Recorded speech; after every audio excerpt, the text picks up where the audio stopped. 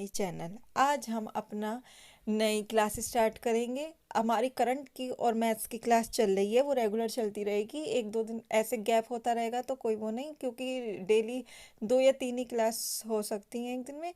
तो आज हम अपनी घटना चक्र की भी स्टार्ट कर रहे हैं। सबसे पहले हम इसमें जो हमारा 55, मैंने आपको कल बताया था कि कैसे हम तैयारी करेंगे। एक सब्जेक्ट है पूरा 55 नंबर का, तो जिसमें हमारी 30 मार्क्स की करंट चल रही है, और आपका 10 नंबर का इसमें साइंस आएगा और 10 नंबर की आपकी पर्यावरण आएगी। तो इसको भी हम साथ के साथ ले रहे हैं। जो हम पहले 55 मार्क्स की पूरी तैयारी कर रहे हैं और प्लस 20 मार्क्स की मैथ्स की। मैथ्स जैसी पूरी होएगी तो मैं रीजनिंग की कराऊंगी आपको। ठीक है, आपको किसी भी चीज़ की टेंशन लेने की जरूरत नहीं है, बिल्कुल बेसिक से। अगर कोई भी क्वेरी है तो आप कमेंट करके मुझे ज़रूर बताइए, और अगर आपको और किसी चीज़ की पहले क्लास चाहिए तो वो भी मुझे बता दीजिए। तो जो बच्चे इस बुक को परचेज नहीं कर पाते हैं, बहुत महंगी बुक है, तो उनके लिए ये बुक बिल्कुल फ्री में मैं आपको यूट्यूब पर प्रोवाइड कराऊंगी। ठीक है, अभी तक आपने देखा होगा किसी चैनल पर भी इस पूरी बुक को प्रोवाइड नहीं कराया हुआ है।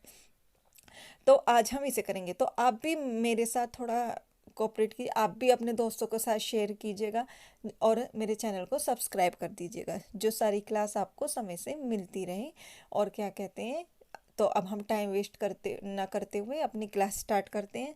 तो सबसे पहले हम क्या कहते हैं, पहले हम सिलेबस देखते हैं। इसका सिलेबस क्या है, देखो। इसमें आपके पृथ्वी की संरचना, नदियाँ, पर्वत, महाद्वीप, महासागर, जीव, प्राकृतिक संपदा, अंशांश, देशांतर, सौरमंडल, ये सब आपके टॉपिक है।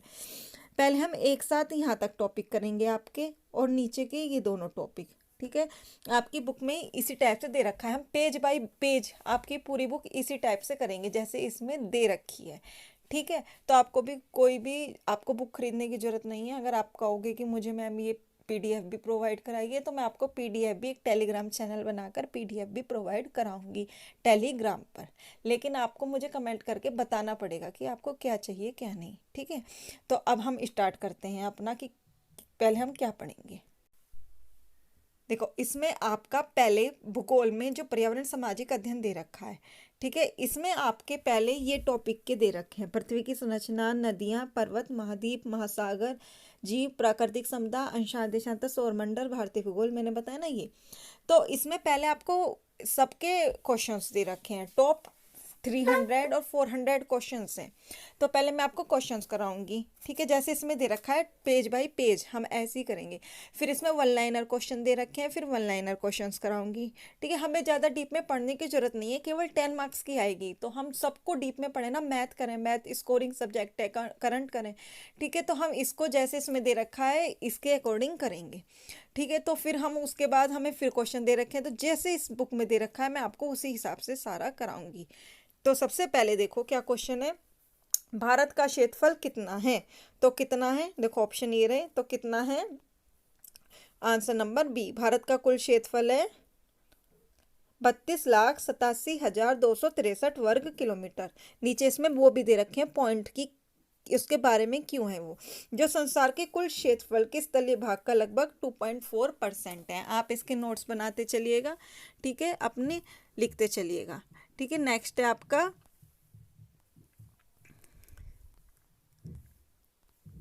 नेक्स्ट सेकंड क्वेश्चन है, क्षेत्रफल की दृष्टि से विश्व में भारत का कौन सा स्थान है, तो कौन सा स्थान है, 7वां। कौन सा स्थान है, 7वां, आपको भी पता ही है।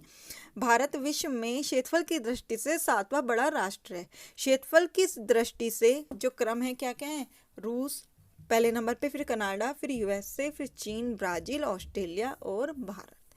नेक्स्ट है हमारा थर्ड क्वेश्चन, भारत को कितने प्राकृतिक भागों में बांटा गया है, तो कितने प्राकृतिक भागों में बांटा गया है, तो 4। कितने में, 4। कौन कौन से हैं वो 4, देखिए इसमें सारी डिटेल दे रखी है आपको। भारत को 4 मुख्य प्राकृतिक भागों में बांटा गया है: उत्तर का पर्वतीय भाग, मध्य मैदानी भाग, प्रायद्वीपीय पठार एंड तटवर्ती मैदान एवं द्वीपीय समूह। ठीक है, नेक्स्ट है आपका फोर्थ क्वेश्चन, हिमालय को निर्माण की आयु के आधार पर एवं वलयों की तीव्रता के आधार पर कितने क्षेत्रों में बांटा गया है, तो कितने में बांटा गया है, 4 क्षेत्रों में। कितने क्षेत्रों में, 4 क्षेत्रों में। देखो कौन कौन से हैं वो 4 क्षेत्र।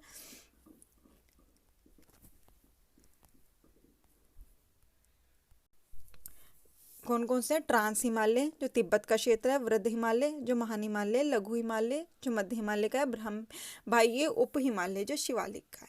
नेक्स्ट है हिमाद्री किसे कहते हैं? तो हिमाद्री किसे कहते हैं? हिमाद्री महान हिमालय को किसे कहते हैं? महान हिमालय को। हिमालय के उत्तरी भाग में स्थित श्रृंखला को महान या आंतरिक हिमालय या हिमाद्री कहते हैं। ये सबसे अधिक सतत श्रृंखला है जिसमें लगभग 6000 मीटर की औसत ऊंचाई वाले सर्वाधिक ऊंचे शिखर हैं। ठीक है, नेक्स्ट है आपका 6th, महान हिमालय की औसत ऊंचाई कितनी है? तो कितनी है? 6000 मीटर। कितनी है? 6000 मीटर। तो क्या है, हम पहले टॉप 30 क्वेश्चन करेंगे क्योंकि इसमें थ्योरी भी है, तो उसके हिसाब से महान हिमालय की औसत ऊंचाई लगभग 6000 मीटर है, जबकि इसकी सर्वोच्च चोटी माउंट एवरेस्ट की ऊंचाई लगभग है, क्योंकि ये वाला क्वेश्चन पूछा जाता है कि माउंट एवरेस्ट की ऊंचाई कितनी है? 8848 मीटर। माउंट एवरेस्ट की वर्तमान ऊंचाई कितनी है? 8848.86 मीटर घोषित की गई है। ठीक है, नेक्स्ट है हमारा 7th, निम्न में से कौन सा दर्रा महान हिमालय में स्थित नहीं है? तो कौन सा नहीं है? इनमें से कौन सा नहीं है? पाल घाट नहीं है हमारे महान हिमालय में। ठीक है, तो इस क्यों नहीं है? देखो, महान हिमालय में स्थित प्रमुख दर्रों में जोजिला, बड़ा दर्रा, शिपकिला, धागा, माता नीति एवं लिपुलेख, उत्तराखंड, नाथुला प्रमुख हैं। पालघाट पश्चिमी घाट में अवस्थित दर्रा है। ठीक है, नेक्स्ट है आपका लघु हिमालय के नाम से किससे संबोधित किया जाता है? तो किससे संबोधित किया जाता है? किससे? लघु हिमालय। तो कौन है? मध्य हिमालय को। किससे संबोधित किया जाता है? क्यों किया जाता है मध्य हिमालय को? लघु हिमालय को हिमाचल हिमालय या मध्य हिमालय के नाम से भी जाना जाता है। इसका निर्माण मुख्य अत्यधिक संपीड़ित एवं प्रवर्तित शैलों से हुआ है, इसलिए इसको जाना जाता है।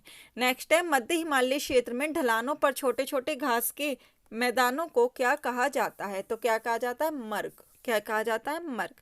देखो नीचे लिखा है मध्य हिमालय में ढलानों पर छोटे छोटे घास के मैदान पाए जाते हैं, जिसमें कश्मीर घाटी में मर्ग और उत्तराखंड में बुग्याल और प्यार कहते हैं। ये भी याद रखना कि उत्तराखंड में क्या कहते हैं? बुग्याल और प्यार। ठीक है, नेक्स्ट है आपका 10th, पीर बंजाल श्रृंखला किस हिमालय में अवस्थित है? तो किस में है? मध्य हिमालय में। कहाँ पर है? मध्य हिमालय में। देखो मध्य हिमालय में पीर पंजाल श्रृंखला सबसे लंबी श्रृंखला है। कौन सी है? सबसे लंबी। धौलाधर एवं महाभारत श्रृंखलाएं भी मध्य हिमालय में अवस्थित है। ठीक है, नेक्स्ट है आपका मध्य हिमालय की ऊंचाई कितनी है? तो कितनी है मध्य हिमालय की ऊंचाई? 3700 से 4500 मीटर के मध्य। देखो दे रखा है 3700 मीटर से 4500 मीटर के बीच, तथा औसत चौड़ाई है 60 से 80 किलोमीटर। नेक्स्ट है आपका 12, शिवालिक हिमालय को किस अन्य नाम से जाना जाता है? तो किस अन्य नाम से जाना जाता है? बाह्य हिमालय के। तो क्या है? शिवालिक हिमालय को बाह्य हिमालय और उप हिमालय, हिमालय पदीय हिमालय के नाम से जाना जाता है। तो आपके कोई भी नाम आपसे पूछ सकते हैं, तो आपको सारे नाम याद होने चाहिए। नेक्स्ट है आपको 13 क्वेश्चन, शिवालिक श्रृंखला की ऊंचाई है तो कितनी ऊंचाई है? 900 से 1100 मीटर के मध्य। ठीक है, कितनी ऊंचाई है? 900 से 1100 मीटर के मध्य। ठीक है, तो हम उप हिमालय या शिवालिक श्रेणी हिमालय की सबसे दक्षिणी श्रेणी है, जिसकी औसत ऊंचाई 900 से 1100 मीटर के मध्य है। हालांकि शिवालिक श्रेणियों के ऊंचाई में प्रादेशिक विभिन्नता भी पाई जाती है। नेक्स्ट है ब्रह्मांड का क्या अर्थ है? क्या अर्थ है? सुव्यवस्था, क्योंकि एक व्यवस्था में लगे होते हैं, तो इसका ब्रह्मांड वस्तु अंग्रेजी के कॉस्मोस का पर्याय है, जिसका अर्थ है सुव्यवस्था। ठीक है, नेक्स्ट है आपका 15, सूर्य हमें तारों की तुलना में बड़े क्यों दिखाई दे पड़ता है? क्यों दिखाई पड़ता है? क्योंकि अन्य तारों की तुलना में पृथ्वी से निकट है। सूर्य निकट है ना, तो यही है, तारों की तुलना में सूर्य हमारे निकट है, जिसके कारण ये हमें आकार में बड़ा है, अत्यधिक चमकीला दिखाई पड़ता है। ठीक है, नेक्स्ट है ग्रह शब्द की उत्पत्ति किस भाषा से हुई है?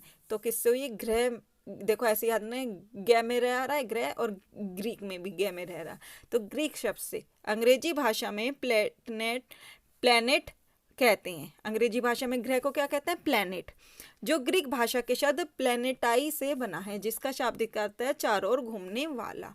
ठीक है, घूमते रहते हैं ना ये, तो इसका अर्थ है चारों ओर घूमने वाला। सौर परिवार में शामिल है, कौन शामिल है? सूर्य, ग्रह, उपग्रह और सभी खगोलीय पिंड। तो किस में है? ये सौर परिवार में। देखो खगोलीय जैसे क्षुद्र ग्रह, उल्काएं, धूमकेतु आदि को संयुक्त रूप से सौरमंडल या सौर परिवार कहते हैं। इसके आकार तश्तरीनुमा है। कैसा इसका आकार भी पूछ सकते हैं, तो कैसा है? तश्तरीनुमा। नेक्स्ट है आपका, पृथ्वी से सूर्य कितना बड़ा है? तो कितना बड़ा है पृथ्वी से सूर्य? 13 लाख गुना बड़ा है। तो कितना बड़ा है? 13 लाख गुना बड़ा है।